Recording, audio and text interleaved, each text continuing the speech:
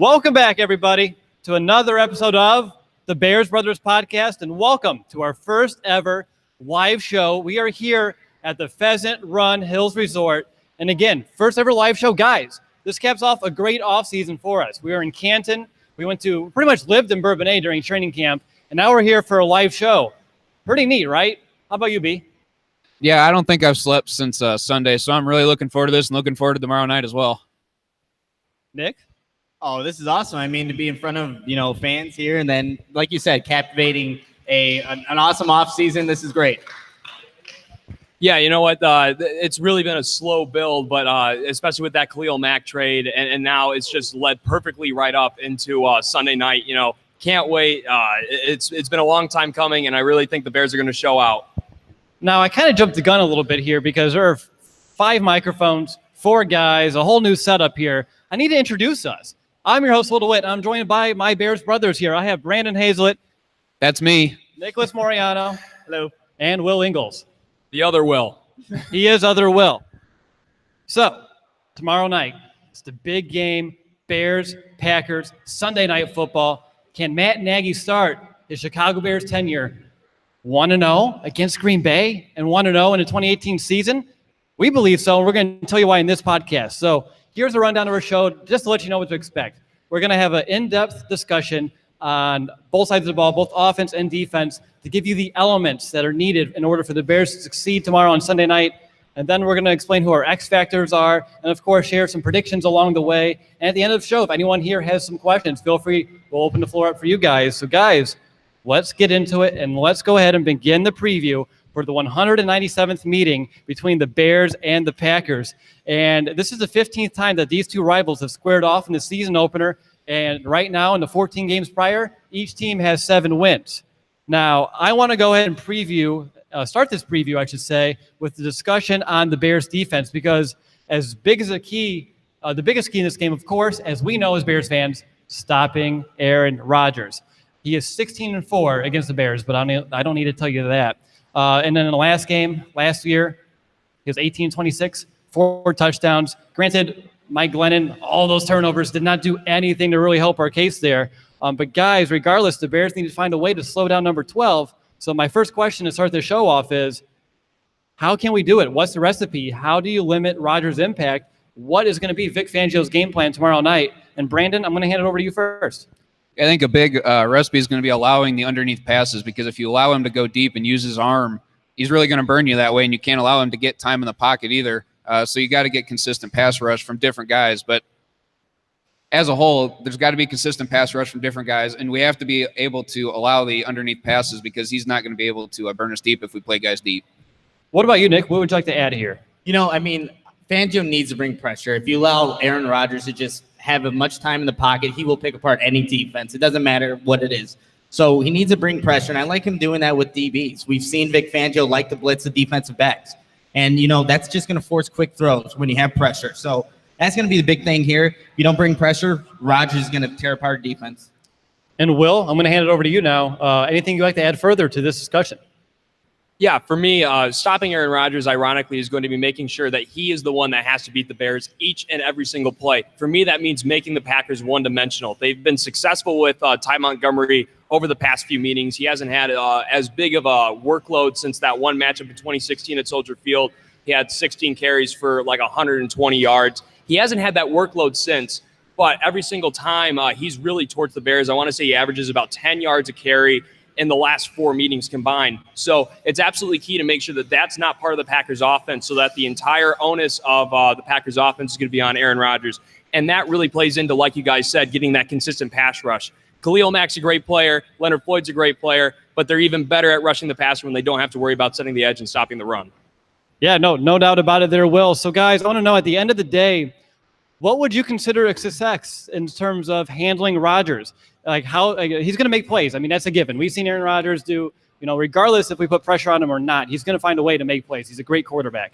But what would need to happen for Fangio's crew to, look themselves in the mirror at the end of the day and just say, we did our part in this game to put our team in a position to go ahead and get this victory? And Nick, I want you to go ahead and start this off. It's easy. The Bears need to create turnovers. Anytime you can get Aaron Rodgers off the field and get points off the board for the Packers offense. That's going to make success happen. And a big thing, get off on third down. The Packers, when they're on third down, they need to get off the field. And when it's 1 to 3 yards short, the Packers have a pretty good success rate of getting that first down. It's at 64%. Where the Bears need to get the Packers is third down from medium, 4 to 7 yards. The success rate goes down to 38%.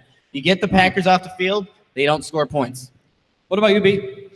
Really don't beat themselves. They have to really limit the penalties, and I think a big part of that, especially highlight throughout the game, is when the game is in the balance. Don't allow to get beat and get holding or get defensive holding. And I'm kind of going to call out Prince Amukamara there because he's had a habit of that lately. But when the game's on the line, don't beat yourselves. Take that momentum and take it and run with it. What about you, Will? Well, what would you consider a success, maybe in terms of like sack numbers, pressures, hurries, hits? Sack numbers can be a little bit deceiving at times. I think in terms of pressures, you want to get up around 5-6 pressures for sure. Quarterback hits. Of course, you want to translate as many of those into sacks as possible.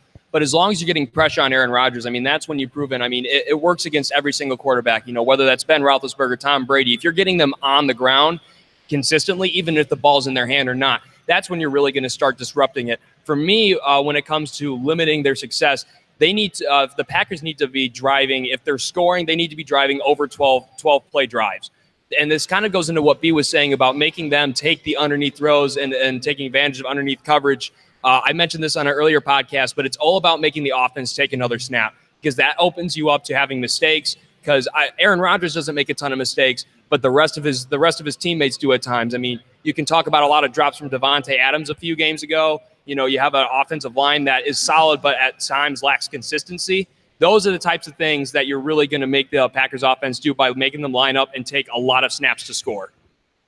All right, so I think it's pretty much a given now that the pass rush is going to play a very vital role in this game. And the three big headliners for the Bears, of course, is going to be Mack, Leonard Floyd, and Akeem Hicks. And over the last 2 years, those guys have combined for 45.5 sacks. But don't sleep on guys like Goldman, who just got himself a fresh extension there yesterday. Sam Ocho, perhaps Aaron Lynch, maybe. We don't know what to expect from him at this point. We haven't seen him on the field.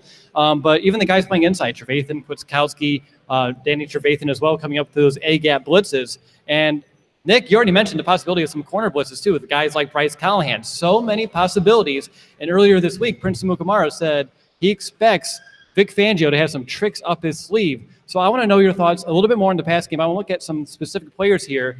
And Nick, I want to go to you first here about Khalil Mack. What should Bears fans expect from him in his first game? He's only been here a week. He's just getting into practice, but with someone which has a type of caliber that he possesses, you should be able to find a way to make an impact, right? Yeah, Mack's going to bring it. It doesn't matter how long he's been here. His job is to get the quarterback, and he's going to get Aaron Rodgers. They're going to ask him, get to him however way he can do that. It's not like he's going to be dropping back into coverage. He doesn't even know this playbook yet. So his main job, get to Aaron Rodgers, disrupt him. He doesn't have to get the sacks. If he gets Rodgers off his game, that plays a huge impact on how this Packers offense is going to run.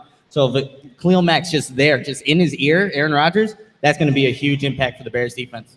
And Will, over to you. I want to talk about Leonard Floyd here. He's going to be playing with the club, and I know you play, football at Augustana College, and you're a linebacker. I know it's a little bit of a different position, but what kind of, concerns do you have about him playing with the club, if you have any at all?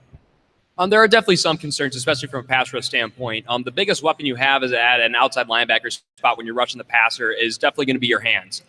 And it's really unfortunate because when we were at training camp, I really saw Floyd develop a lot of push-pull moves, really working on his hand fighting. It's no longer just a speed rush with a dip and rip. He's really developed that pass rush game to include a lot of moves with it as well. And like I said, that push-pull was the most prevalent that I saw. I think that is a slight concern. But now that you have Mack and Hicks taking some of that pressure off, there's going to be a lot of one-on-one situations. I think Floyd will be able to get home a little bit, even if his pass rush moves might be mitigated a little bit with that club.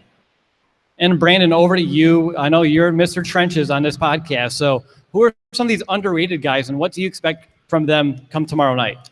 We've talked about the addition of Khalil Mack and how he's going to obviously improve everybody else on the defense, including Leonard Floyd. But going at the defensive line, we know it's going to free up Akeem Hicks because now they got to really concern one side of the line with Khalil Mack. Now you open up the other side to Akeem Hicks. I expect him to have a big game. I expect Eddie Goldman, spoiler alert, is going to be my X factor. I'll tell you why when we get there. But also look at guys like John Bullard and Roy Robertson-Harris who are going to get some consistent rotation time. Those are guys that are going to be able to get freed up because now there's just so many other pass rushers that you're going to get so many more one-on-one advantages. Don't sleep on John Bullard or Roy Robertson-Harris either to make an impact in this one. All right, guys, I want to go ahead and transition over to the Bears secondary. You know, like with the additions of Roquan Smith and Khalil Mack, I think some of the attention has been kind of taken away from the Bears secondary, which was the strength of this defense a year ago. But just let's not forget just how well they did play, because even though they didn't get a ton of interceptions, they also didn't get burned all too often. You know, they ended last season with a 12-game streak, not allowing a single wide receiver to score more than one touchdown on them in a game. And the Packers don't have Jordy Nelson, who, of course, was the last receiver against the Bears, actually scored 2 touchdowns in a game. So thank God he's not here anymore to kind of do what he's done over the past decade against us. But I want to know, like, what receivers, of course, they also have the new tight ends that they brought in as well. And we can talk about those in a moment. But which wide receivers are you going to be keying in on? And overall, how well do you feel that the Bears secondary kind of matches up here? And Will, I want you to begin this one. You know what? To draw a parallel, Geronimo Allison's the guy that I'm going to look at as far as an underrated receiver.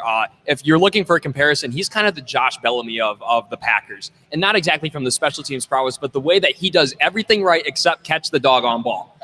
He's really athletic. He really knows how to find the soft spot in the zone. And while, you know, catching might be a problem for him at times, which is a pretty big bugaboo as a wide receiver, you do still have to worry about him because Josh Bellamy's not a guy that I would want to let just run free because, you know, he still can burn you. He's still a talented player. He just doesn't convert all of his targets. So Geronimo Allison's one of those guys that could possibly be under the radar and slip through and still have a big impact if the Bears don't pay attention to him.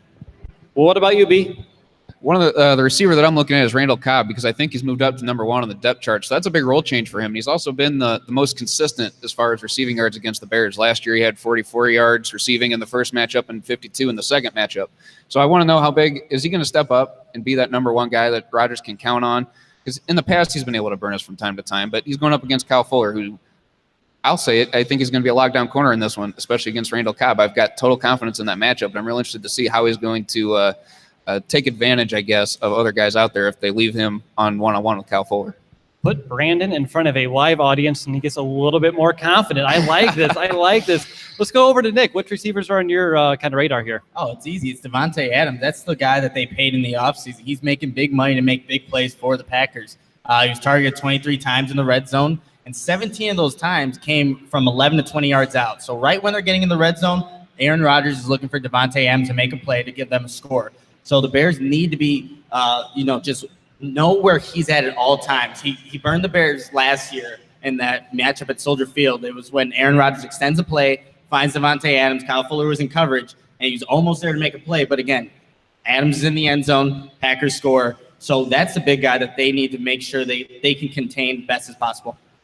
All right, so I have a couple notes here on Adams as well that kind of worries me a little bit. He did score a touchdown in each game against the Bears a year ago, and he has 4 scores in the last 3 games against us. So he's someone who has, made a living scoring touchdowns against the Bears secondary. Hopefully with him being the guy and more attention on him instead of him flying under the radar behind like a Jordy Nelson, hopefully we can turn things around there. But yes, the Bears secondary, they were 7th last year, only allowing 211 yards for the year. So I think with an improved pass rush with the Khalil Mack should definitely open the door here for the secondary to take some more chances. But I want to transition over to the tight ends because they brought in both Jimmy Graham and Mercedes Lewis. And Graham, he had 57 catches and 10 touchdowns a year ago. And Graham's a red zone beast. He led the NFL with 26 red zone targets, and all 10 of those touchdowns came and they're inside the 20, which also led the league. So obviously that's someone who Aaron Rodgers can fully utilize in what I'll call the money zone. So guys, how do the Bears stop Graham? And more importantly, can they? Let's go to Nick. Yeah, so that's going to be a whole team effort. I mean, being 6'7", he can just use his body and just box out people like a basketball player, which he was before playing football. So Jimmy Graham is going to be, just a handful for this Bears defense. But it's going to take, whether it's Adrian Amos or if it's Danny Trevathan in coverage on him, it's going to be being sound in their coverage. And, that Bears defense, it's got that chemistry. So they're going to have to know where Jimmy Graham is at all times. And, again, you can throw that fader out to him. That's what I bet Aaron Rodgers and his Packers offense wants to do with Jimmy Graham. So just making sure you're sounding your assignments and just checking him off the line. Don't let this guy get a free release, because if you get that head full of steam with Jimmy Graham, you're asking for bad things to happen. Well, what's the game plan? How do you stop him? I know you play linebacker, but what's the plan? What's Vic Fangio going to do here? Well, for me, especially when you're getting into that red zone area, I play a little bit of zone, both underneath and over top. So you mentioned both the names that I'm going to bring up here, Adrian Amos and Danny Trevathan. They have to have a really good communication, because the underneath coverage is going to be provided by Danny Trevathan going up on the initial part of the route. But Adrian Amos is also going to have to be willing to pass that off and take up the over the top when he's going off on that seam. And it's really important for Trevathan to have that communication with Amos, because he's going to have to pass him off and then take over the underneath coverage. Fangio's a guy who likes to run too high sometimes, at the very least single high. That single high is going to be there for the exact routes that Jimmy Graham is going to run. And, of course, underneath, you're going to have guys like Davante Adams and Randall Cobb working that underneath stuff. So Trevathan and Amos are my keys here, and they have to have really good communication throughout in order to stop Graham in the money zone, as you call it. As I call it. All right, so I also want to note here that, Jimmy Graham, best red zone target in the NFL last year. Well, Davante Adams for the Packers, with Aaron Rodgers missing 9 games, he was the 3rd best red zone target in the NFL. And now, of course, Rodgers comes back. Now he has 2 really strong threats down there. If you want to add Mercedes Lewis, the other tight end who he was the leading red zone target for the Jacksonville Jaguars a year ago as well, he has 3 strong red zone targets. But the Bears defense, last year was a lot of bend, don't break. And they didn't break a lot. They were the 10th best defense at keeping opponents out of the end zone once they reached the red zone, forcing them to settle for field goals. So, guys, I want to know, and I'll go to Brandon here first. Do you see improvement in the red zone with this defense with another year to gel? And, of course, you have guys like Roquan Smith who can cover sideline to sideline, and Khalil Mack who should be able to dial up the pressure down in this constricted field. Yeah, I slightly see some improvement here. Because like you said, with the athleticism, with the smarts, there's a lot more of that added to this defense as it is. The continuity on top of what we already have. These guys know how to communicate with each other. But those tight ends, this is the one matchup that I don't like throughout the entirety of the game, is the Packers tight ends against this defense. I think the athleticism is there to be able to do it, but it's going to be tough. It's going to be a team effort to stop these guys in the money zone. What about you, Nick? Anything you want to add? I do see improvement, especially in the red zone. This, again, is a defense that has been playing, for 3 years now together, and they're just gaining that chemistry, that continuity. But the big thing with having more pressure, it won't allow for those more complex, longer routes to develop. So you're asking Roquan Smith, maybe Khalil Mack, these guys just get the pressure so then those routes don't develop. But the big thing the Bears need to be cautious of, especially in the red zone with the Packers, they love to run those pick routes where you have maybe the outside guy running a slant, the outside guy running an out, and they just have that natural kind of pick. So that's something that the Bears need to work on, because they did get burned for that in the first meeting in Lambeau last year. So those pick routes are going to be huge, especially in the red zone. All right. Will, anything further? Yeah, a little bit. When you talk about improving the red zone defense from last year to this year, I really like a guy like Roquan Smith, because when you're in the red zone, that your space to work is already shrunk down already. And you have a guy who covers space like Roquan Smith. That window and that time has been cut down significantly when you have a player like him on the field. So when you talk about those pick routes and some of those timing plays, number one play to run on the goal line, as much as people like to throw the fade ball to guys like Jimmy Graham, Julio Jones, and so on, the number one route's still going to be a slant route down there. When you have a guy like Roquan Smith who can read and react and get out to that slant route and cut it off faster than Nick Kwiatkowski or even Danny Trevathan, you're going to have a much better overall red zone defense. So that's one piece I'd really like to watch throughout this game as it develops. Good stuff there, guys. Let's go ahead and transition, and let's look into Green Bay's running game. They're going to rely on primarily 2 backs here, because they have Jamal Williams and Ty Montgomery, because Aaron Jones, their typical would-be starter, is suspended. In the prior meeting, Montgomery and Williams combined for 110 yards against our defense, but that was with Nick Kwiatkowski and Christian Jones starting at inside linebacker. Now, obviously, we're still going to see some Nick Kwiatkowski, not to Will's disdain, I guess I should say there. But we're going to have Danny Trevathan by his side. And again, Roquan Smith should be subbed in this game as well from time to time. And I also want to mention, don't underestimate the impact that Khalil Mack's going to have in the Bears' run defense as well. So additionally, I want to one more point here. Both Montgomery with a foot and Williams with an ankle have dealt with some injuries throughout this preseason. So who knows if they are truly 100%. So all things considered, I want to know, where's your confidence level in the Bears defense to limit the Packers rushing attack? And let's go to B. Yeah, this is the one matchup that I really like, mostly because everyone's healthy, first of all, because, Will, you brought up, last year we were playing Nick Kwiatkowski and Christian Jones out there. So still Nick Kwiatkowski shade being thrown in there a little bit. But I like the Danny Trevathan and Roquan Smith duo. They're a lot better. The health's going to be a big thing, especially with Eddie Goldman up the middle there as well. And you brought up Khalil Mack and his run smarts. You brought up that stat when we signed him. I forget what the percentage was of how good of a run stopper he is, that analytics stack that I don't always pay attention to. It's damn good, Brandon. Damn good. Yes, very, very, very good. So this is the one matchup that I'm very, very confident in. I think the Bears, especially if they keep this number one priority like they did last year, I think this is going to be one area that they really shut down. Nick, are you in agreement? Oh, yeah, for sure. In that game at Soldier Field last year, Jamal Williams had 67 yards. Montgomery had 54 yards. I think he had a 50-yard touchdown run. But, again, you had those backup linebackers playing. And also you have to think that the Packers' offensive line, they were able to get to the second level and block those linebackers. I don't know if that's going to happen in this matchup. And it was rainy, so a lot of missed tackles, and that equated to the Packers getting a good amount of yards on the ground. So I just don't see that happening. Again, you have Akeem Hicks with a Khalil Mack on the same side. This run defense is going to be a lot better come this time around. All right, Will. So they expressed some confidence, but how do you get it done? How do you stop Green Bay on the ground? Well, they've brought up a lot of the points already here. It's making sure from the defensive linemen that the linebackers are able to play free. And that's really key in a 3-4, especially out of a guy like Eddie Goldman. Making sure that you're taking up two guys is what normally a nose tackle will have to do in a 3-4. Really, the onus here for me is going to be on Roy Robinson-Harris and John Bullard. Those are going to be the two main guys that are swapping in. I think that's going to be a point of emphasis in the Packers' run game, is that they're going to try to attack that side of the ball and try to exploit that as much as they can. I think that's going to be a place where they think that they can get maybe a little chip help from Jimmy Graham or Mercedes Lewis, and then try to chip off to a linebacker from there if they're really going to try to stretch. And that's a play, and that's kind of a zone where Ty Montgomery's been successful in the past.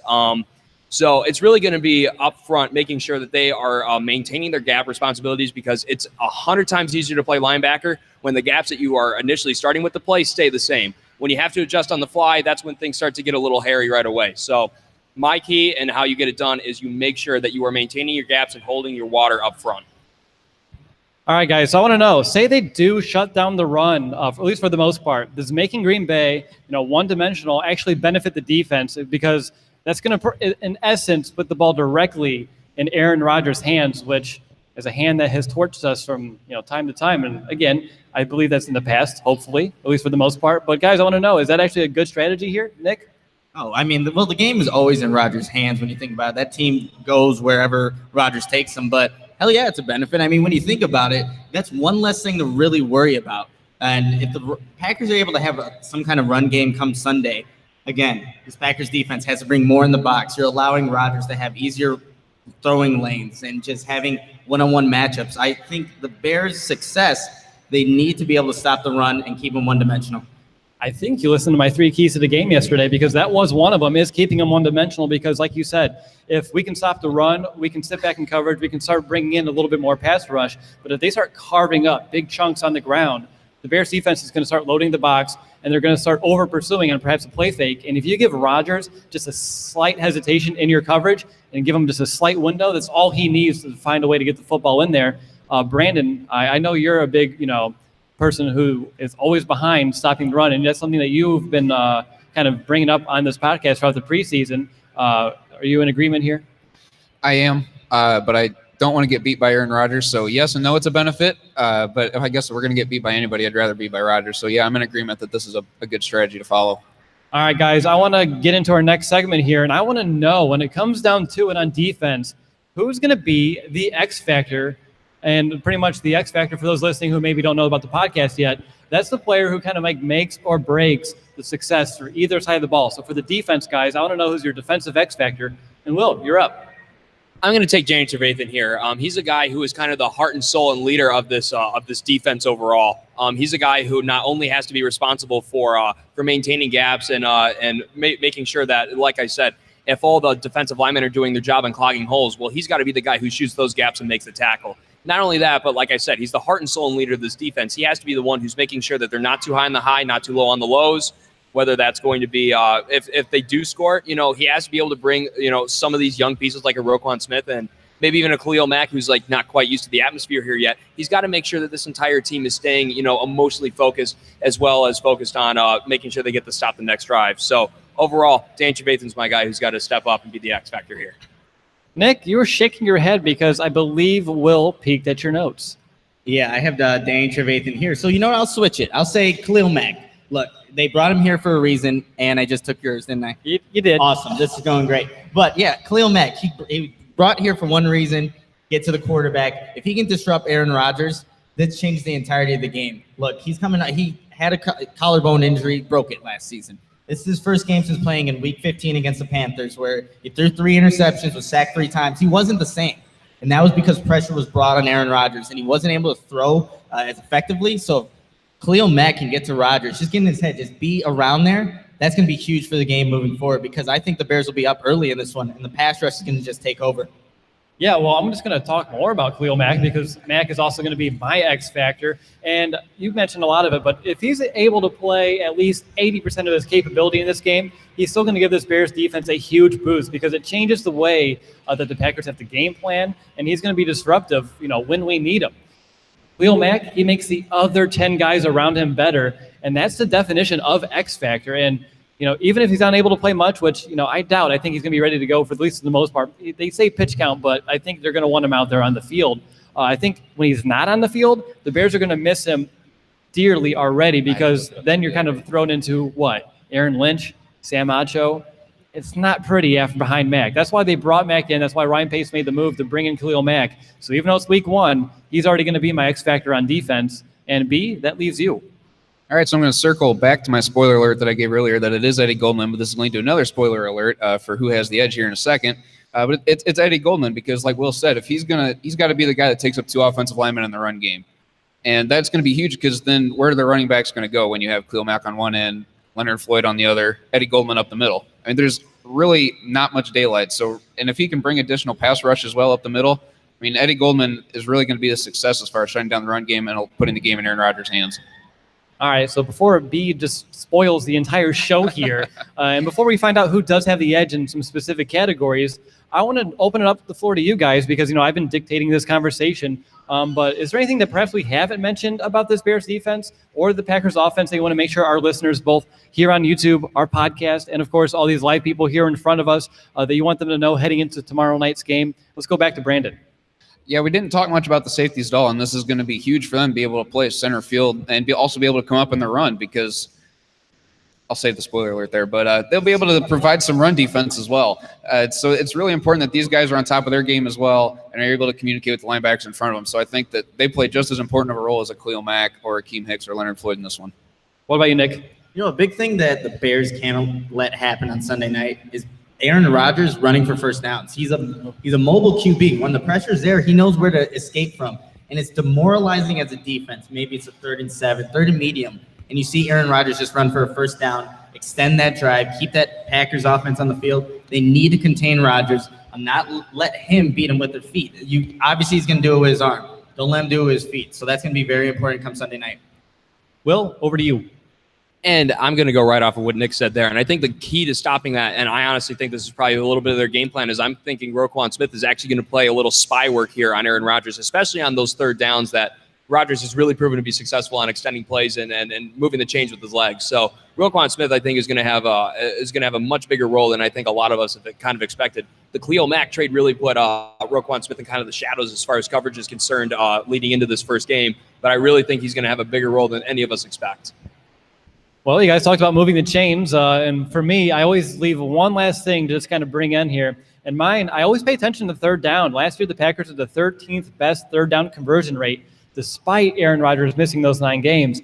On the flip side, the Bears defense was ranked 20th in this category, as they did a good amount of what we said earlier, bending on defense. So do I think the Bears defense is actually going to improve upon this number this season? Absolutely. I mean, the pieces are in place. We've seen it throughout this offseason. Khalil Mack, Roquan Smith, plus the other 10 starters who are returning have another offseason to gel. I just believe that's going to be huge for this as they understand the system even deeper than they did a year ago. Chicago's defense is going to want to get off the field, which in turn gets Aaron Rodgers off the field, which is exactly what we want. So for me, how well the Bears defense can play on 3rd down is vital. They can't allow too many extended drives for Rodgers, or as we know all too often, he will make you pay. But guys, it's time to find out who has the edge here. And Will, I'm going to go to you first. I'm going to give you the Packers offensive line versus that newly revamped Bears pass rush. And it's really key that you say revamp there. If you would have asked me this question 2 weeks ago, this edge goes to the Packers without question. But now, 2 weeks have passed, and only the best pass rush in the NFL now plays for the Chicago Bears. So edge of this one is going to go to the Bears pass rush. I'm really confident in their ability to get after Rodgers. And more ways than one, it's not just going to be pushing up the middle by Eddie Goldman and maybe a blitz by James Trevathan and Roquan Smith. It's also going to be from the edges with the speed rush from Floyd and also the balance of speed and power from Khalil Mack. Got to get the edge to the Bears here. All right, Mr. Trenches, over to you. I'm going to give you the Packers run game and Bears run defense, and please tell me you didn't spoil the entire thing. No, not quite. But could you just imagine lining up on offense and looking at Khalil Mack on one side, Eddie Goldman in the middle, Danny Trevathan, Roquan Smith up the middle, Leonard Floyd and Akeem Hicks on the other side, on top of two very good run-defending safeties, Eddie Jackson and Adrian Amos barreling down on either side. I don't know about you guys, but where's he going to run? I give it to the Bears running defense in this one. Don't forget, Kyle Fuller is really good in run support as well. Yeah, underrated. So I guess they're going for Prince Mukamara. That's the only weakness we have. But all right, Nick, I'm going to hand it over to you. Speaking of that Bears secondary, you have them versus the Packers passing attack. Yeah, so this I will give to the Packers, and just for the mere fact that they do have Aaron Rodgers. He's going to make plays. He's going to get his receivers the ball. But I do like the matchups in that one. Kyle Fuller, Davante Adams, that's going to be a good one. Prince Mukamura, Geronimo Allison, I like that. But it's that where they bring in the tight end, Jimmy Graham, Adrian Amos, and Danny Trevathan on him. That's going to be interesting to watch. But I just have to give it to the Packers, pass attack, just because Aaron Rodgers is the QB. That's unfortunate, but I understand. All right, guys, that's going to wrap up our discussion on the Bears defense and Packers offense. Now, before we turn to the tables, flip the script, and talk about Matt Nagy's offense being unveiled on the national stage tomorrow night, I'm going to call a quick timeout because Will, one of the vendors here at the Man Cave Show, which we're hosting this right now at the Pheasant Run Mega Center, Pheasant Run Resort Mega Center. I was getting some stares in the back. I had to make sure I correct myself. Asked us to plug this little awesome poster here, so hold it up for everybody to see. And Will, can you tell them where to get that awesome Bear Down song poster? Yeah, not a problem. So this is from our friends over here at Marquee Popcorn that's right over here to our right, your guys' left. Not only them, but a lot of people here have a lot of awesome Bears memorabilia and stuff to look at. So if you haven't had a chance to walk around here and get a look at all the awesome Bears memorabilia, along with a lot of cool arcade games, neon signs, go ahead, look around. There's a lot of cool stuff, a lot of awesome stuff to add to your Bears cave. We have another announcement coming up. And they're open tomorrow at 9:30 to 4. So if you missed out today, make sure to come tomorrow. Check out all the awesome stuff. No, it really is cool. I can't wait. Like I was telling the guys, I was like, guys, I can't wait. And they're like, for the show, I know. I'm like, no, I want to play these arcade games afterwards. So I'm looking forward to that. But we're only halfway done. So let's get back into it and let's begin the conversation on the Bears offense. And let's begin with the man that it all comes back to. And that, of course, being the second-year quarterback, Mitchell Trubisky, who's going to be making his 13th professional start. He has a brand-new system. He's surrounded by brand-new coaches and playmakers. Ryan Pacey put in a ton of work this offseason to put his franchise quarterback in a position to succeed. And now in his one lone start against Green Bay, Trubisky finished 21-35. He had nearly 300 yards and a score. He had a 97 passer rating. And that's with what? Josh Bellamy being your leading receiver. So obviously things are going to be I would say easier actually heading into this matchup for Trubisky. And I wanted to say, confidently that I'm unsure exactly what the offense is going to do. And I believe Green Bay heading into tomorrow night is feeling the same exact way. We might have saw some glimpses throughout preseason, throughout training camp, but 90% of this offense has been kind of like hiding under the wraps. And tomorrow the curtain kind of gets pulled and we finally get to see the wizard at work, that being Matt Nagy. And I'm going to go over to Nick and what do you expect from the offense and, of course, Trubisky? Yeah, you said it right. We really don't know what this offense is going to be because they've hidden a lot of it. But I expect to see a lot of moving parts, whether it's with motion, RPOs, Trey Burton split out wide. You have Taylor Gabriel on the field with Tariq Cohen with Jordan Howard. Allen Robinson is also flexible. So you're going to see a lot of moving parts in this offense.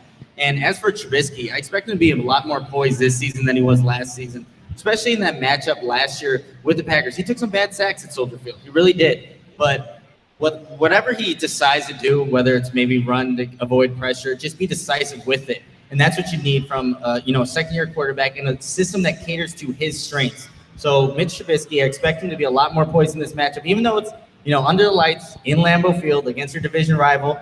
I expect him to do some big things. Brandon, how about you? Do you have anything you want to add here about what you expect or don't know what to expect about this offense? I expect to see a lot more aggressiveness than we've seen in this offense throughout the past for obvious reasons, new coaching staff. But one thing that, I think we've seen throughout the entirety of the offseason is really just the base formations and base packages that we're going to see. I'm expecting some off-the-wall things a little bit from this offense. Like, I still can't get over that we've seen Kevin White line up as a fullback at one point in the preseason. Like, I think we're going to see some off-the-wall things like that. And I think that we're going to continue to play to Trubisky's strengths to kind of answer this question because we know that he's good throwing on the run. I expect that to be something that's incorporated in this this game plan here tomorrow night. All right, so Will, Trubisky, new system, new playmakers. It's all brand new for him again, making his first start this season in Lambeau Field. Hostile environment, primetime game. What does he need to do in order to have what you're going to call a successful game? Well, I think what you're going to see out of the gate is a lot of timing throws, a lot of things to get him into a rhythm. So that's going to be a little bit of run and pass. I really think that you're going to have a very strong script for about your first 10 plays, which, as long as you're able to execute the majority of those plays, you're going to have a nice 10 plays to get you into rhythm. I think that's going to be really key for Trubisky is kind of getting his feet wet without having to, make a lot of, deep reads and timing and timing up, really long throws and deep progressions. I think it's going to be a lot of three-step. That third step hits, that ball is out, whether that's to, Trey Burton on an out route, whether that's to Anthony Miller on a slant. I think you're going to see a whole lot of timing throws to start out. I really expect an efficient first drive for the Bears. And then you're going to kind of see a lot of the stuff that Nick and Brandon have mentioned, whether that's going to be a lot of RPO or whether it's going to be a lot of, out there formations. I really think, though, to start the game, you're going to have a lot of timing throws and a lot of things to get Trubisky in a rhythm early on. So you might see a little bit of vanilla stuff. Don't panic. I think the other deep parts of the playbook are going to come out. But first, it's all about getting Trubisky in a rhythm. Now, obviously, one thing that's going to dictate whether or not Trubisky actually has a successful game is going to be the protection from the guys up front. In the last game, he was sacked 5 times against the Packers, 3 of which came from Nick Perry, which was half of his sack total for the entire season. So obviously he's someone who the Bears are going to be paying attention to. But they also have Mike Daniels, who had 6 sacks a year ago, Kenny Clark, who had 5 sacks, Muhammad Wilkerson, who's brand new, he had 3, and Clay Matthews had 10. So obviously all of them are going to be vying to get after Trubisky. Now, so I want to know, out of all those guys, who are you projecting will give the Bears' offensive line the most fits? And also I want to know, what's your overall confidence level in this unit in terms of keeping Trubisky relatively clean throughout? And, of course, limiting hurries, which is going to affect those timing throws, those plays that you were just talking about, Will. And, Nick, I'm going to go to you first. The guy that I need Bears fans to watch out for is Kenny Clark. He's a guy, former first-round pick from UCLA. Like Will said, had 5 sacks last season. Really good with his hands, high motor, plays with really good pad levels. Just watching the film on him last night. This is a guy that, again, is going to come through the middle of the defense, going to be battling those interior guys for the Bears. So if they get pressure up the middle, that's just going to, cause havoc for Mr. Trubisky's day, have to get out of the pocket. So Kenny Clark's a guy that the Bears really need to watch out for. Okay, B, Mr. Trenches, over to you. What kind of matchups are you watching down there up front? First of all, I'm going to be watching Eric Kush. He was someone that kind of came out slow throughout the entirety of the preseason and training camp a little bit too. How does he come out of the gate? Because that's really going to determine a lot of things. How well the Bears can be able to run the ball. How long is Trubisky going to be able to have? And he's got to be able to know when to call his own number, going back to Mitch a little bit there as far as awareness goes. But Eric Kush is going to be one key on the offensive line that I think that we have to really watch out for. Is really going to set the tone for the offensive line. What about you, Will? Anything like that here? Definitely. I think a guy that a lot of Bears fans aren't really aware about is Muhammad Wilkerson. He's kind of been in that shroud of the New York Jets, which don't get a lot of publicity, and reasonably so. They've been a dumpster fire for about the last 10 years. But, he's kind of a guy who pops up in that Pro Bowl discussion, all that All-Pro, the NFL does their top 100 players of the year. And he's always on that list. It's kind of like, oh, cool, he's a good player. No, you got to watch him. This dude, if J.J. Watt wasn't a thing, he'd be J.J. Watt. He has that ability to line up anywhere on the defensive line. He's a very disruptive pass rusher. He has a combination of power and speed, and he's 315 pounds. You're not supposed to move like that when you're 315 pounds. It's not quite fair. So I expect him to be a guy who's going to there was a phrase that my high school linebacker coach had. He's like, we're going to find your pud, and we're going to stick our stud in it. So I think that's going to be a phrase. That's going to be something that the Packers are going to be trying to do with Muhammad Wilkerson throughout the game. So whether that's Eric Kush is having a struggling game or whether it's Bobby Massey's giving up some pressures, I think that is going to be the guy to watch because he's the person that the Bears really don't have a whole lot of info on, especially how he fits into this Mike Pettin defensive coordinator scheme. He's my X factor and the guy to watch on the Packers defense. I want to add something too about this Packers pass rush. Will, you listed off all their sack numbers, and it's a pretty even distribution. So I think it's going to be a community effort amongst those guys. I don't think there's going to be just one guy that we have to watch out for, because Kenny Clark, Muhammad Wilkerson, Clay Matthews, we can throw him in there. All going to be different guys that are going to be sending pressure to Mitch Trubisky. But Mike Pettin, he's consistently got defenses in the top 10, and he's going to figure out some sort of way to put some stunt moves in there. And it's not just going to be one guy that gets after the quarterback in this one. It's going to be a big community effort on them, I think. Exactly, which when you think about it, we all kind of throughout the preseason with the James Daniel situation, put him up in center. And of course, in terms of blocking, I think he can hold his own. But can he recognize all the things that Green Bay was going to throw at him week one? In hindsight, maybe not. Maybe that's why he's still kind of like waiting in the wings here, much to, Nick's, displeasure? Yeah, he's an Iowa alum, for those of you who don't know. But let's go ahead and look at Trubisky's targets in the passing game, which, again, is completely new from a year ago, besides his running backs, a couple backup tight ends, and, Josh Bellamy. So it's debut time for guys like Allen Robinson, Trey Burton, Taylor Gabriel, Anthony Miller, all guys that I know we're all excited about, and I know you Bears fans too are very excited about seeing get unveiled in this offense. It's going to be intriguing. Don't forget, intriguing about how Kevin White's going to be used as well.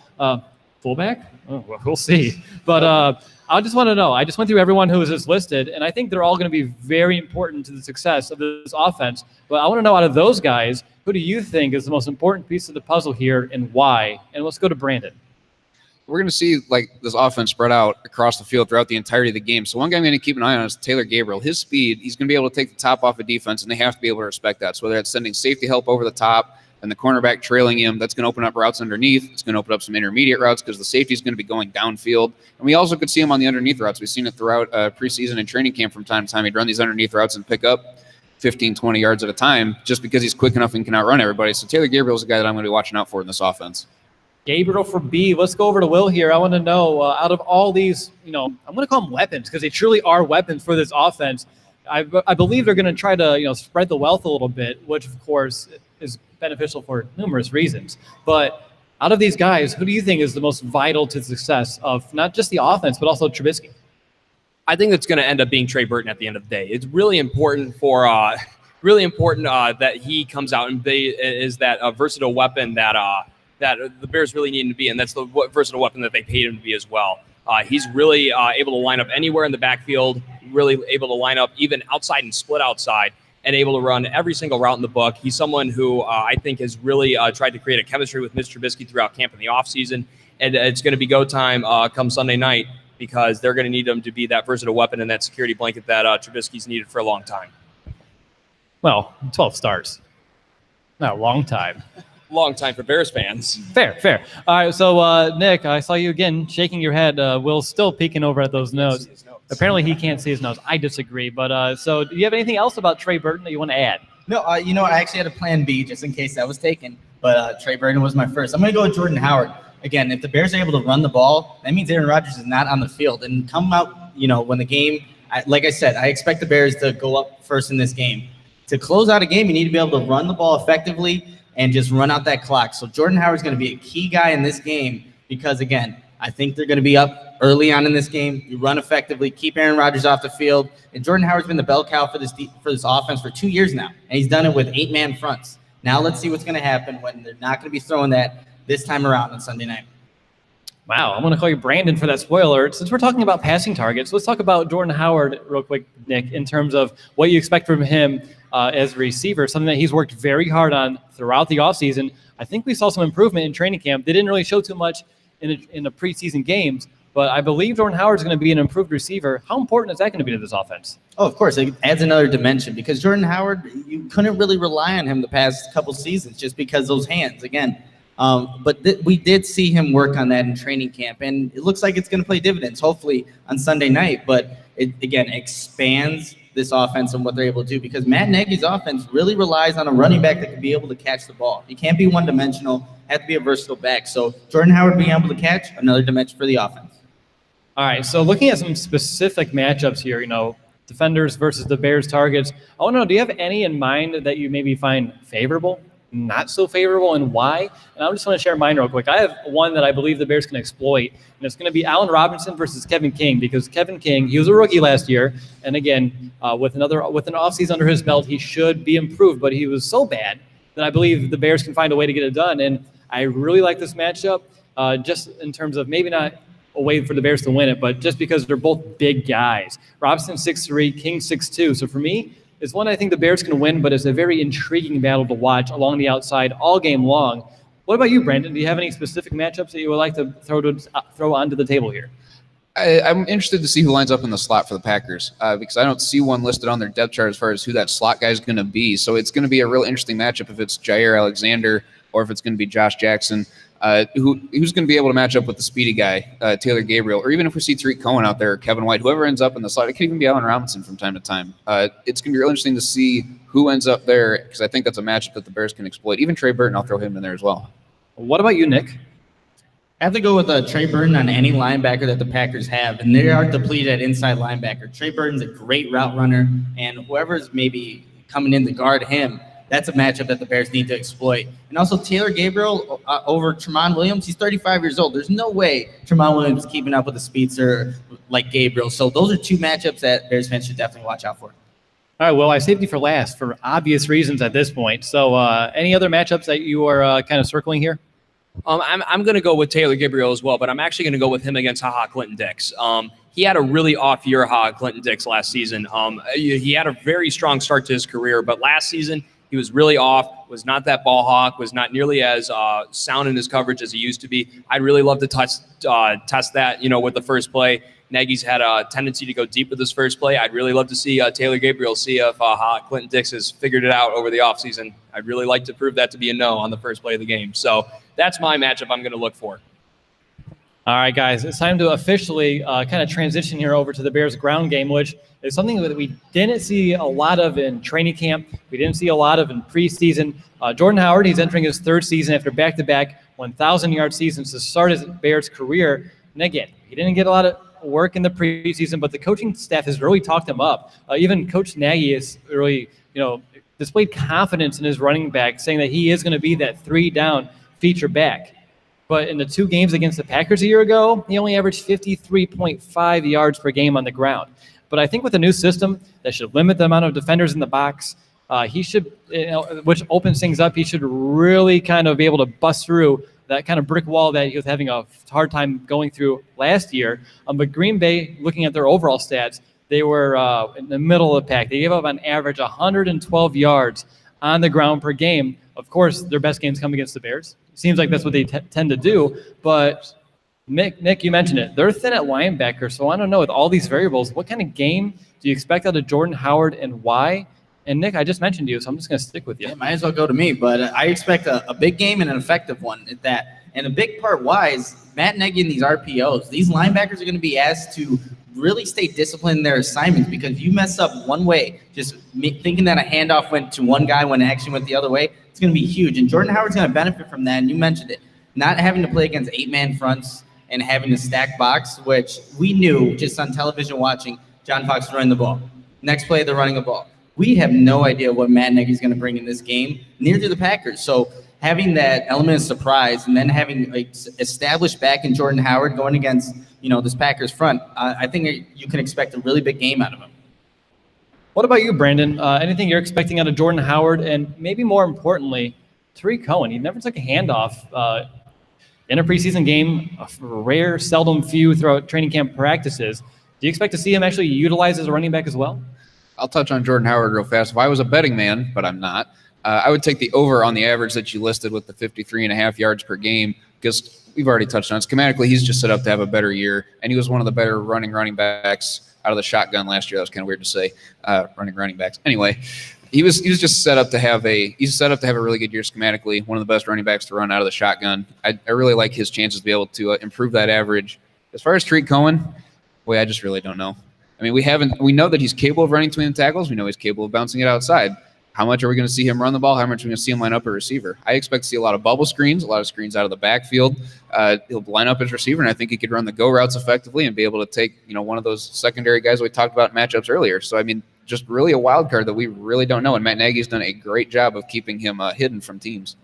Yeah, Tariq Cohen, like Brandon said, utter mystery at this point. But Will, do you maybe can you shed some light on how you would maybe best utilize Tariq Cohen against Green Bay? I definitely start with him going on the outside. And a really interesting thing when looking at this, yes, it's going to be a completely different ballgame when we're talking about the offense from John Fox to Matt Nagy. However, I still think that the Packers' main focus is going to be stopping the run coming out the gate. Mr. Trubisky has not proven he can take over in game and beat anybody to this point. If I'm the Packers, I'm making sure that he's the guy who needs to beat me in this game and not have Jordan Howard let him get into a rhythm. So I think early on, I'm kind of straying away from running between the tackles. I'm going to be creative if I am running between the tackles. Like we've already mentioned, a lot of RPO motion, jet sweep motion, make that front shift and adjust to the things that the offense is doing pre-snap, and then you start to take advantage.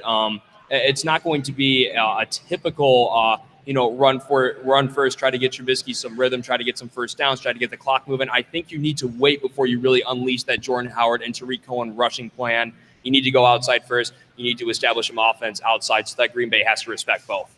All right, guys, so I want to look at some conversions for this Bears offense. Last year, they were 26th in the NFL on third down. And coincidentally, they were dead last in the league in the red zone in terms of red zone trips per game. They only managed 2.1 trips in the red zone per game. Obviously, it's a big reason why they were like one of the lowest scoring teams a year ago. But, I mean, we talked about all the newness on this offense. I think it's fair to say we can't judge this offense, especially heading into week one, off of anything that last year's offense did. So I just want to point those stats as areas that we need to see drastic improvement from this offense, not just week one, but throughout the entirety of the season. But guys, I want to open this up to everybody here. Anything you want to add about the Bears offense on third down or maybe reaching the red zone, some keys to success in those kind of categories? Because I think it's self-explanatory to explain, why they're so important, extend drives, win time of possession. Of course, you want to put up touchdowns once you pass the 20, not settle for field goals. But does anyone have anything you want to add about, either third downs or red zone?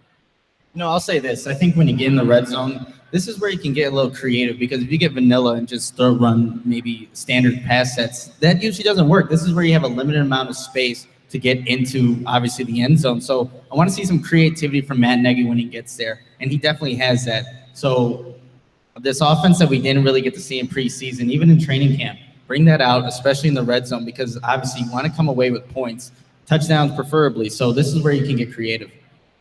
Anybody else? I think you're reaching for the mic. That would be a yes. And since Nick spoke, I don't feel worried about taking anything he was going to say. So for me, especially on third down, especially in third and short situations, I'm expecting a lot out of that fullback and H-back position. So whether they're putting Michael Burton into the game or whether they're going to have Deion Sims line up in an H-back spot, that's going to be either, whether it's a fullback dive or whether that's, some motion to the outside. I really expect Nagy to really play with that kind of H-back, fullback motion, because that's not something you see in the NFL much anymore. That's not something you prep for. So I really think that's going to be a way that Nagy's going to catch the Packers off guard on third down and, like you said, potentially some red zone situations.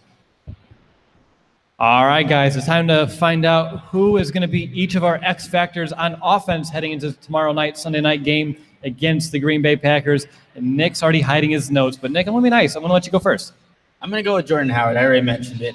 The Bears want to have success in this one. They're going to have to run the ball effectively. And it's those little short yardage situations, 2 to 3 yards, where you need to grind it out, have a good running back to be able to get that first down. Jordan Howard's going to be key in this one. Again, I've already mentioned it. Keep Rodgers off the field. Have those long 12, 15-play drives that just take up time. And that's going to be key in this one. So Jordan Howard's going to be the guy that is going to be the X factor. What about you, B? Since we went the whole offensive segment and didn't mention Anthony Miller's name, I guess I better do it now. I think he's going to be X factor in this one. I don't think he's necessarily going to get a whole lot of touches, but we know that he's the big play guy. He has that it factor to be able to do it. And I think when the game's on the line, I think Trubisky feels absolutely comfortable being able to throw to him in red zone situations or third long situations. I think that Anthony Miller's going to play a bigger part, even if he doesn't have as many touches as everyone else. And Will's reaching for the mic, but he's going last. So I'm going to give you my X factor. I'm going to give Trey Burton, someone that we've already talked about. He's going to be one of Mitchell Trubisky's main targets. He said earlier this week his favorite receivers, whoever's coming down with the football. I expect Trey Burton to come down with the football plenty, not just this week, but all year long.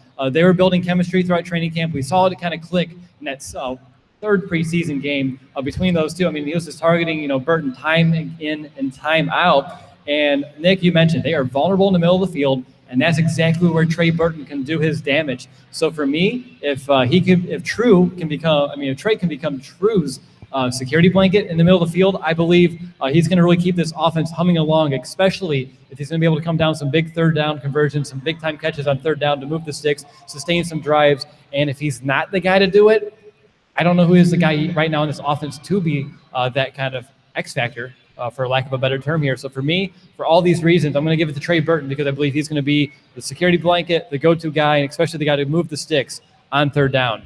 Will, here you go. I made sure to go off the wall with this one because I felt really bad.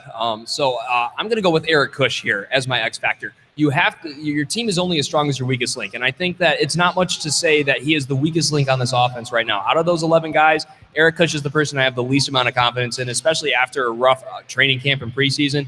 You could say Cody Whitehair was struggling with snaps a little bit, but if Eric Kush comes to play, I really think that front five of the Bears is going to be ready to blow Green Bay off the ball and also pass pro well. So Eric Kush is my guy because you got to be as strong as your weakest link. All right, guys. So just like I did for the defense, it's time to open things up and give you an opportunity to kind of bring anything else that you find pertinent and worth bringing to the table in regards of the Bears offense this time. I think I saw B leaning towards the mic. No? Well, I thought I was, and then I couldn't come up with anything. But overall, just for this offense, aggressiveness, I really expect them to be a lot more aggressive than we've seen in years past. Obviously, it's how I started the segment. But you talked about weapons when we moved into this segment. And the more we think about it, we didn't even bring up Anthony Miller till he was my X factor. That's just yet another weapon. We didn't bring up Kevin White much. He's built some confidence throughout this preseason training camp. I'd be interested to see what he's going to do, if anything, if he can stay healthy. But regardless, there's a lot of guys out here for Trubisky, and I hope that he's able to build this continuity throughout the offseason. All right, Nick, I'm going to go over to you. We mentioned it earlier, run-pass option, RPOs are going to be really big in this game. Again, these linebackers have a lot of responsibilities, and they're depleted at that position. You have a rookie starting for the Packers inside linebacker position right now, and having to guard against multiple formations, multiple motions, RPOs are going to be huge in this one, and we got to see how the Packers adjust to it. And again, the Bears haven't showed much of it, so this is going to be the first time they're seeing it, first time we're all seeing it. So watch how the RPO affects this Packers defense. All right, Will, over to you. What, are you afraid I'm going to steal something or another? For me, it's going to be wondering how much Adam Shaheen's absence in this game is going to be affecting the overall play of the offense. I think Deion Sims is someone who I pumped up a little bit in our tight end show. But it's going to be interesting to see because Matt Nagy likes to run a lot of tight end looks, and I don't think it's going to be a rarity to see two tight ends on the field. Not in the way that John Fox did it, where we're going to groan every time we see it. But it's going to be creative, and we're going to see a lot of interesting things with these tight ends because they're so versatile, and they're honestly some of the best athletes on the field when you think about it at the end of the day. I'm going to be interested to see how Deion Sims fits in with this. He's a guy who really can get lost in the shuffle, and he's a guy who's shown that he's capable of making really big plays. We're going to see if Matt Nagy puts him in the spot and puts him in the spotlight come Sunday night.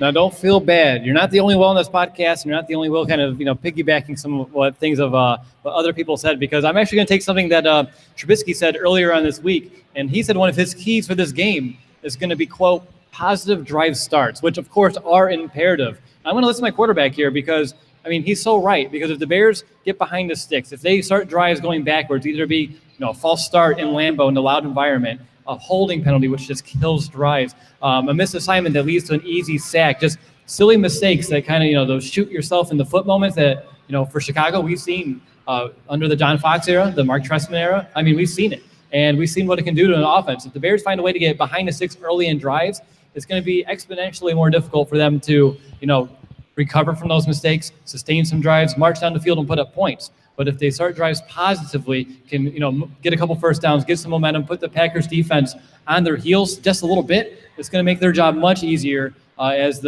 what we've been kind of saying here throughout the offseason, and what Coach Nagy has said, he wants to dictate what's going on. He wants to dictate the pace, make the defense react to them. But if you're going backwards, that's pretty much impossible. So positive drive starts is going to be huge for this game. All right, guys, it's time to find out who has the edge. And Brandon, you're up first. You have the Bears offensive line versus the Packers pass rush. This one's pretty close in my opinion because we talked about how evenly distributed the Packers sacks were last year as far as the whole year went. So I don't think there's really going to be one guy that we really have to watch out for. I am giving the edge to the Bears offensive line. I think it is going to be a little sloppy to come out because like Will's X Factor, Eric Kush, I think he's going to be one guy that really sets the tone. As much as I'd love to say it's going to be Kyle Long with his attitude and his go-get-him mentality, you're just as strong as your weakest link. So Eric Kush has to come out, play a strong game, and I think that he does early on, and that's why I'm giving the Bears offensive line the edge here. All right, Will, over to you. I'm giving you the Bears running game versus, of course, the Packers run defense. On paper, it's got to be the Bears' run game. I think they just have established more talent. I think this offense is going to spread them out a lot more. But in practice, I have yet to see the Bears' offense do what it should in the run game for the last few times. And of course, a lot of that has to do with John Fox. We kind of beat a dead horse on that throughout this entire show.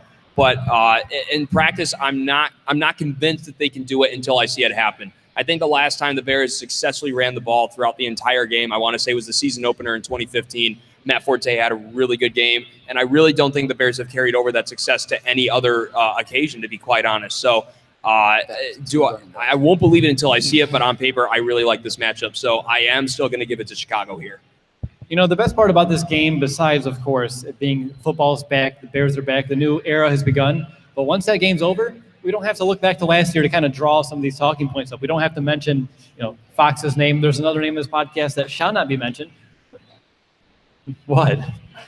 I won't mention him. Okay. He was the OC last year. You can figure that one out. But no, honestly, though, for real, once we get this game started, we can start judging Matt Nagy's Bears, and we can kind of build some formulation, some conversations off that. So I'm excited about that personally. But Nick, I know you're eager to get into it. Bears passing attack versus the Packers secondary. Who has the edge? I'm going to give it to the Bears passing attack, so a clean sweep up here. You have Tramon Williams. Yeah, get your brooms out. Tramon Williams, Kevin King was dealing with an injury. Their other cornerback, Clinton-Dix, did not have a good year last year. Then you have Kentrell Bryce as the other safety and Jair Alexander in the slot. I'll take Allen Robinson, Taylor Gabriel, Anthony Miller, even a Kevin White. We haven't mentioned him a lot on here. And Trey Burton. I think the weapons that, Nagy, Ryan Pace brought in to this Bears system, they're bound to do some damage in this one. And again, the Packers secondary wasn't a very strong unit for them. It was really weak last year. So I'm going to give it to the Bears passing attack. All right, so that's going to do it for our offensive preview and our defensive preview. So the only thing we have to do now is hand over some predictions. We're going to give our bold prediction, our choice for the MVP, which for those of you who maybe don't know much about our show, after every game we have a post-game show, and one of our first segments in each game we hand out an MVP award, the most valuable Bears. So I'd like to predict that. And of course, before it's all said and done, we're going to tell you who we believe is going to win this game, and then we'll open it up for some questions for everybody here. But guys, it's time to hand out your bold predictions. And B, you better go bold. Oh, I'm going bold. My bold prediction for this one is Tariq Cohen is going to have more than 325 all-purpose yards in this game. We got some applause for that one. You said bold. I made sure I was going to go bold for the live show. You probably wrote 225. Like, okay, I'm just going to add an extra 100 on the spot. Holy moly! All right. I don't even know how to even process that, but I mean, if that happens, the Bears win the game. There's just no other way around it. But Nick, I want you to go bold, but let's not go crazy. Yeah, so I'm going to have Khalil Mack, Leonard Floyd, and Akeem Hicks each have a sack, and up the boldness, I guess. Leonard Floyd picks up a fumble with one hand because he has a club. I like it. Clever. Will, I'm going to go over to you. What's your bold prediction? Well, actually, to flip the script, Nick kind of took something I was going for, but it actually wasn't completely that way because my bold prediction is Khalil Mack scores a touchdown in his first game as a Bear, whether that's a pick, whether that's off a deflection, or whether that's picking up a fumble with two hands. I got Khalil Mack scoring a touchdown in his Bears debut. Awesome. And real quick, my bold prediction, the Bears are going to force Aaron Rodgers into 2 turnovers in this game, which, I mean, that's not really bold, right? But after both of those touchdowns, the Bears offense is actually going to capitalize and put points on the board, which if you have a 14-point swing in terms of turnovers, it's going to put the Bears in a great spot to come away with the victory. All right, guys, MVP, who's going to be the most valuable Bear for the first week of the 2018 season? Nick, I'm going to let you kick it off. So I've been talking about Jordan Howard all game, how he's going to be an X factor, but the MVP is going to be Trey Burton. This is a guy who has a favorable matchup in this game, who Trubisky has been a go-to target, really. So Trey Burton exploiting that Packers inside linebacker position just getting behind them, scoring points. I can see 2 touchdowns in this one. Not a bold prediction, but Trey Burton's going to be the MVP. All right, let's go over to Will here. Who's going to be your MVP? Do I get to go second? You get to go second. All right. Wow. This. Hopefully, I don't mess this up again. My MVP is actually going to be a little bit predictable. But if the Bears win this game, I've got to give it to Mitch Trubisky. He's got to be the guy. This is the beginning of a new era, and he's got to be the person who's leading the charge. If the Bears win, it really needs to be because he's leading the offense down the field. I'm not looking for like a Thanksgiving in 2015 where the Bears win 17-13, and they don't win because they outplay the Packers. They win because the Packers play down to them. It's going to be a new era where Mr. Trubisky is leading this team on offense, and they're going to put up points, and they're going to put Green Bay in the hole early on, and then step on their throats as the game ends. It's got to be him if he's going to win the game. Well done, well done. And let's go over to who's left. We did Will, we did Nick. I think that leaves Brandon. I thought for sure I'd end up going last year because of my bold prediction, but no, I'm gonna give this one to Akeem Hicks. I think with Khalil Mack on the other side, it's really gonna open the door for him to really leave his mark on this game and the pass rush as well and in the running game. So I'm gonna give it to Akeem Hicks. All right, and my MVP, I'm going to give it to Jordan Howard because with all the new attention on all the other parts of his offense and the creative things that they're going to be doing through the air, I think Jordan Howard is right where we want him, and that's flying under the radar. It's a good thing to hear if you're a Bears fan. And he's going to see far less 8+ men boxes, and with his vision, his patience, and his ability to fight through contact, he's going to find ways to pick up some chunk plays, keep the clock moving, wear down that defense, and of course, keep our defense fresh. So for all those reasons, and if you can utilize Howard to that extent, he's obviously going to be very valuable to the success of this team. And I believe with all the eyes on the new guys, Howard's not going to just remind Bears fans, but the entire NFL why he's one of the best in the league, someone who was a lot of trade rumors around him this offseason. He's going to prove his worth here in Chicago. So in the last 2 meetings last year combined, he had 107 rushing yards.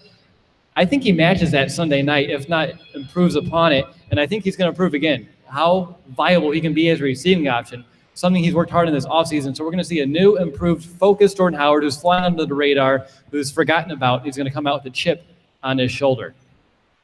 All right, guys. This is what I've been waiting for pretty much the entire show because every year we have a nice little competition between us. I always lose because I usually pick the Bears, and, of course, the record's been pretty god-awful. So hopefully that changes this year. But I want to know, this is our first pregame podcast of the year, so we're all clean slates. We're all at 0-0, just like our Chicago Bears. But who wins tomorrow night, and what's the score, and just sum up why. And let's go to Brandon first. Yeah, there's going to be some week one nerves with it being a rivalry game. I don't expect this to be a very well-played game throughout the first quarter and a half-ish. So don't be discouraged if it looks a little sloppy out there early on. But I do have the Bears winning this one 23-18. 23-18. Let's go over to Nick. Just like you, Brandon, I have the Bears winning this one 24-17. Like I said earlier, I think the Bears come out fast. They have those scripted plays, and I think those are going to be really well executed. So they start the game off with the lead, and then just let their pass rushers do what they do, get after the quarterback, pin their ears back, get Rodgers. And then we saw that in the first game of the season with the Eagles and Falcons. That's exactly what the Eagles did to win that game. They had the lead early, kept it, let their pass rushers get after Matt Ryan. I think the Bears do the exact same thing, 24-17 Bears. I like it. I like the confidence. All right, 2 Bears. Are you going to keep the streak alive? We're going 3 for 3 right here. I digress a little bit in the story, but I've been a part of 2 teams throughout my entire football career. My senior year in high school, and then this year at Augustana College, also my senior year, where the whole entire offseason, there was just this entire dedication to winning game 1. And it was against, and when I was in high school, it was against a team that had been undefeated since they came into the conference. They'd won like 23 straight games. And there is a certain dedication that we will not leave that field until we are victorious. And there was another Augustana. We've struggled for the last 3 years, and there was just this dedication that this year will be different. We will work our tails off this entire offseason to change the culture around this team. And I really feel that is what the Bears have been doing this entire offseason. There's just a certain energy that you feel, and you don't really realize it until you're just about to play. And honestly, if you would have asked me a week ago, even with the Khalil Mack deal, I wouldn't have picked the Bears to win this game. But you just start to tap into this kind of energy, this dedication, and also this swagger that this Bears team is strutting all the way to Lambeau. I think they're going to strut it right down Green Bay's throat. I got the Bears winning 27-13.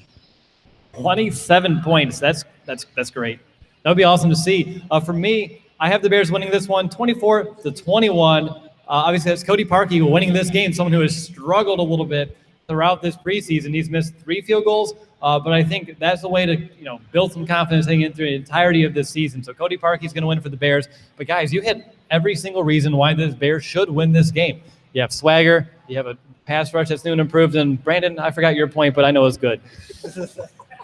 All right, so guys, that does it for our first preview podcast of the season. I'm going to stay live here both on YouTube and, of course, with you guys here. Any questions you have from us, either about this game coming up or the Bears in general for this season? Trubisky.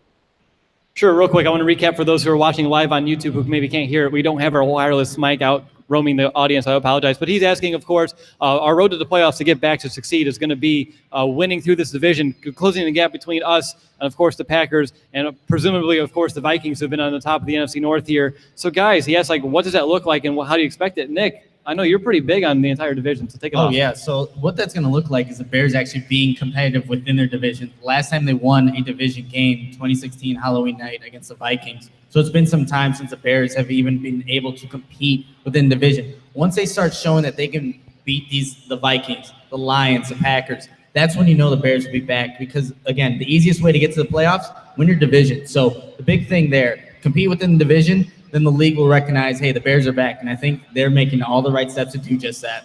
Yeah, and Khalil Mack, I think he changes the entire landscape of the NFC North, right? Matthew Stafford, Kirk Cousins, and Aaron Rodgers are sweating a little bit more now, knowing that they have to face Khalil Mack twice a year. But Nick, you mentioned we haven't won many, of these games in the division. I wish I had the stat in front of me, but a lot of these were one-score games.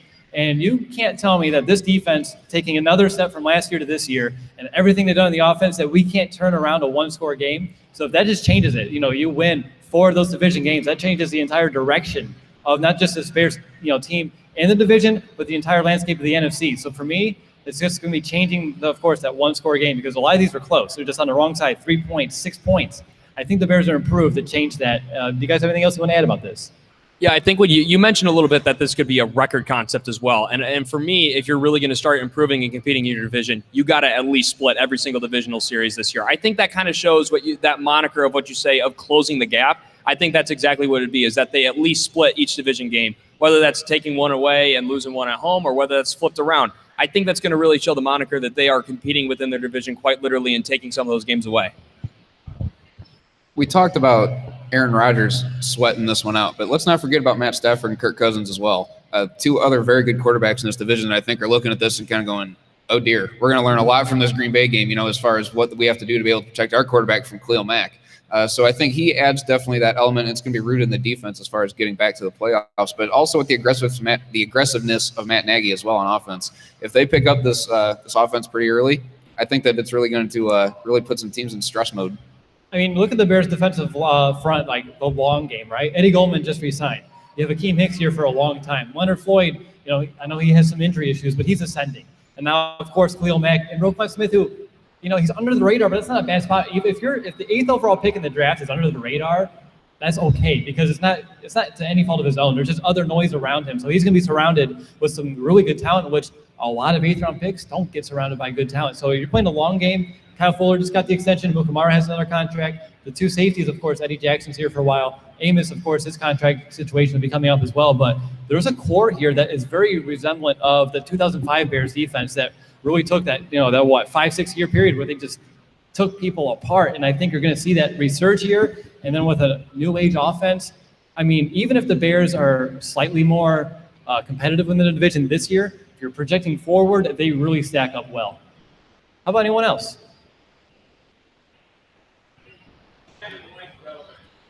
Is Kevin White relevant? I think so. He's still here. I understand that he's still here because they guaranteed him a lot of money. But, Coach Nagy says he loves underdogs. And Kevin White, in this point of his career, is an underdog. He was, 7th overall pick in the draft. He has a lot of talent. Of course, he had some bad breaks. No pun intended, honestly. I didn't mean that in any sort of pun. But Kevin White, I think he has the talent. And I think right now it's the confidence. And if he can get confident, he can be a vital part of this offense. Like if he can be the fourth guy, but be someone where defenses still need to worry about, that really stretches any secondary thin. So I think Kevin White's relevant. If he can pan out and have a Kyle Fuller year like what Kyle Fuller did with his contract year, I mean, that offense just goes from really good to like potentially great.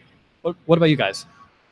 You know what? I'm going to have to disagree here. I think Kevin White, just with, all the injuries he's had, I didn't even have him in my notes until like the last page here, just because Kevin White, a guy that you can't really count on right now, but you hope he does have a good year, contributes. But realistically, I think this is his last season, as a Bear. So I don't think the Bears are really counting on him. Anything they can get from him this season's great, but they're not counting on him.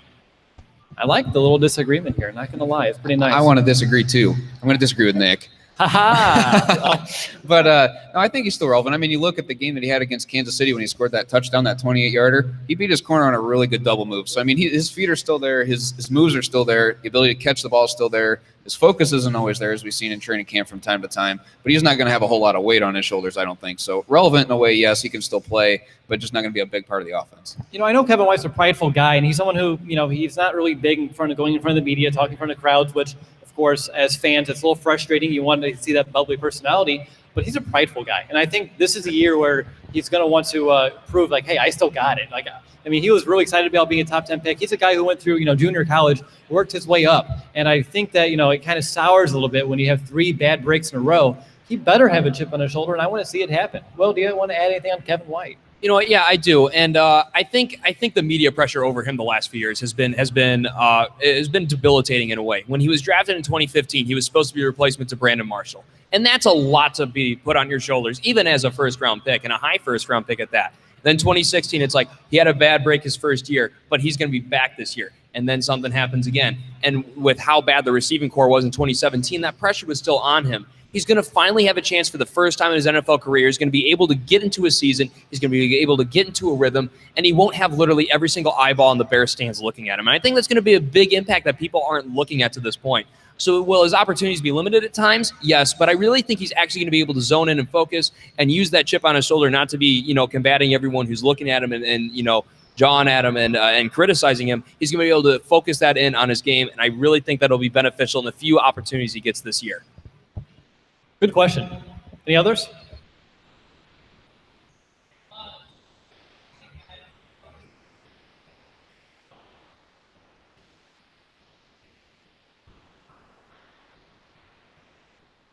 That's a really good question. For those on YouTube watching, the question was, with Adam Sheen going down behind Trey Burton, which tight end do we expect to step up, either be a Ben Broniker or Deion Sims, and of course, Daniel Brown?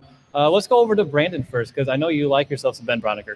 I do like Ben Broniker. I think he's going to get some playing time in this one. I think he got a little bit more love later in the preseason over Daniel Brown. But I don't know that I expect Deion Sims to be the one to step up, but I sure hope he does as much as we're paying him. So he's going to be out there in these three tight end sets. I just don't know what his impact's going to be, but I do think we see some Ben Broniker out there as well.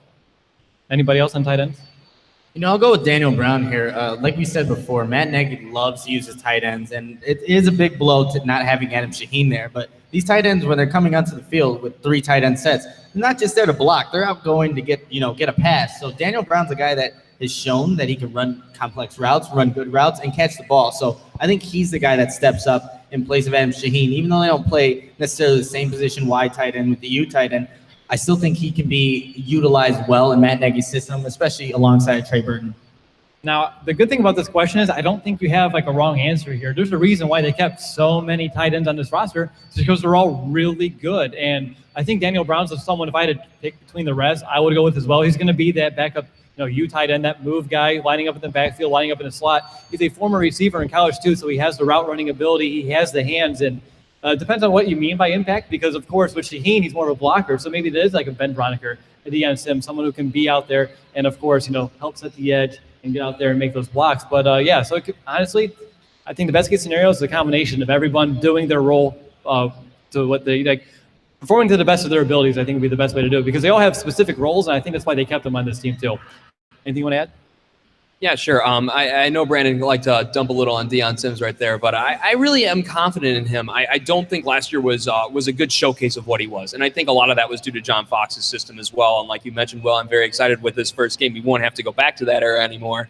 But I really have a lot of faith in Deion Sims. When you look at a lot of his Miami film, he shows that he is a very versatile guy, a really awesome red zone threat, and a plus blocker. I think he's going to be a guy who steps in, and I think to a lesser extent in the passing game, but definitely in the running game, I think he's going to fill that void that Shaheen would have taken over this year. Any other questions out there? Ditka. Come closer. It's loud in here.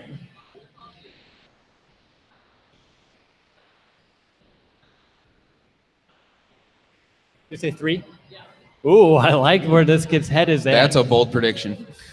No, I like it a lot. No, you have a lot of valid points as well because they were top 10 last year. Oh, real quick, I forgot we have other people watching. So for you guys watching real quick right here, the question was with all the additions on defense, on top of course, all the returning starters, can they catapult into the top 3? And I think Khalil Mack definitely makes a very strong case because, I mean, by himself, I mean, look what he did with the Raiders defense, pretty much with like no other talent around him.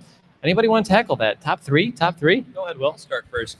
Actually, believe it or not, I think that the impact that this defense will have and the biggest case that they're going to be a top 3 isn't, obviously Khalil Mack is a big deal, and obviously Roquan Smith is a big deal, but it's the role the offense has in keeping this defense fresh. You have to understand that in a bend and don't break philosophy, they didn't really have a choice but to play in that philosophy last year because they were on the field every 3 plays. And I can tell you as a defensive player myself, when they yell punt team, ready, it's really demoralizing when it's only been 3 plays.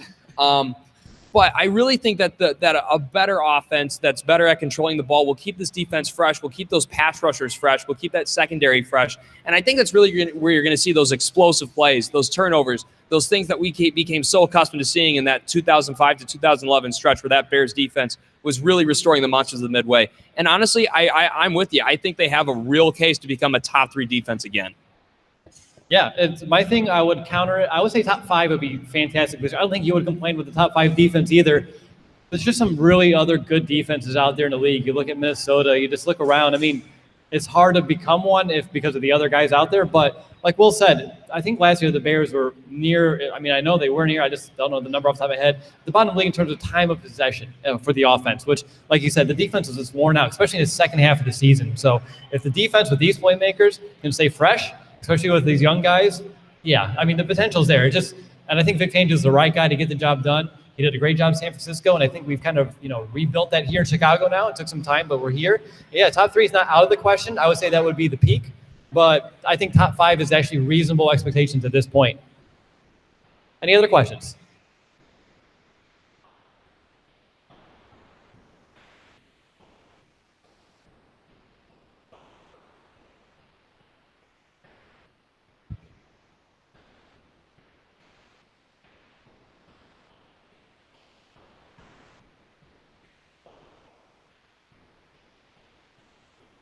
Sure. No, that's a really good question. The question was, we talked about the Bears running game as well, but in terms of like the offensive line and the pass protection, what's our confidence level in the Bears' ability to keep Trubisky clean throughout the season? And if he is under pressure, what kind of how would he handle it? Because last year when he had pressure in his face, mixed results, right? I mean, with any rookie, you're going to have that. But yeah, I'm going to open this up to anyone here real quick. Go ahead. I think it helps having a good system in place with Matt Nagy. A lot of these playmakers that they have a lot of speed. So Trubisky's going to get the ball out quick. So that kind of, even if you have a bad offensive line, you can combat that with getting the ball out of the quarterback's hand and into the playmaker's hands. So I think that definitely helps. And the Bears have a solid front 5 right there, especially in the interior. So I am confident that what they have there at the offensive line will be able to keep Trubisky upright.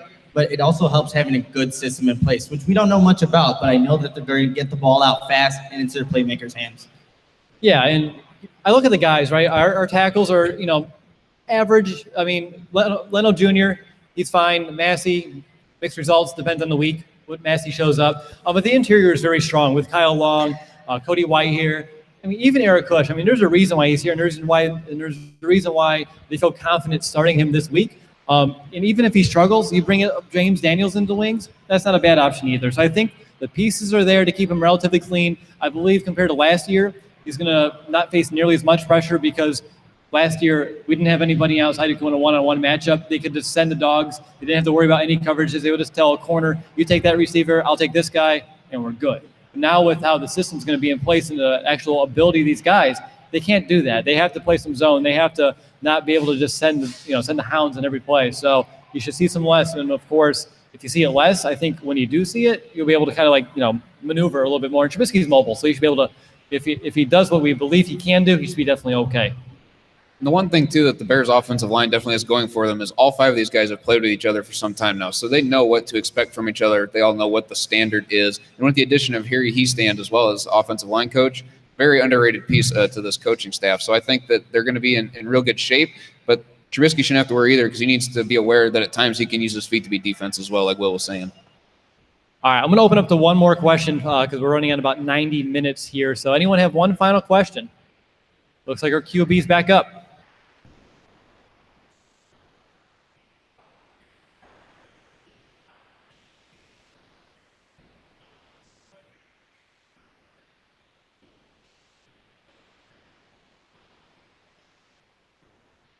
Wow, that's a great question. So for those listening real quick, I'm going to let my panel think about this because it's a really strong question.